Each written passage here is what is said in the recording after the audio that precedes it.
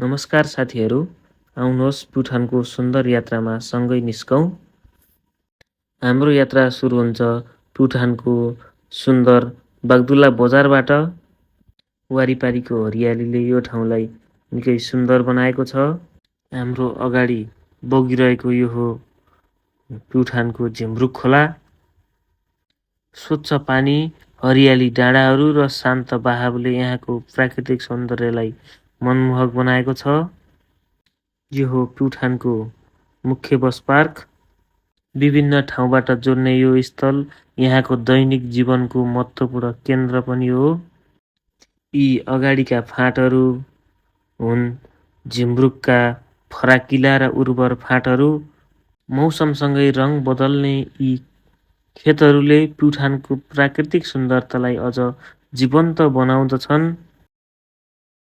मानो रोपेर मुरी फल्ने यी प्युठानका सुन्दर फाँटहरूलाई हामीले छिचुल्दै हामी अगाडि बढिरहेका छौँ र अब हामी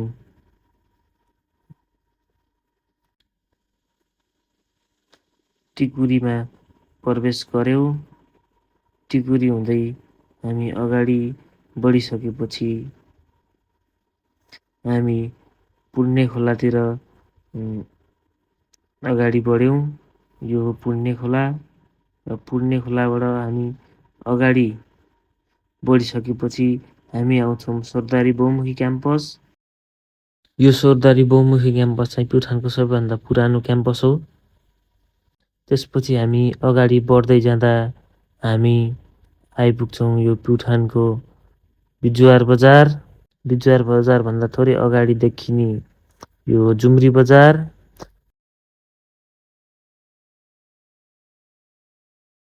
अगाडि देखिने यो ड्याम चाहिँ झिमरुक जलविद्युत आयोजनाको ड्याम हो।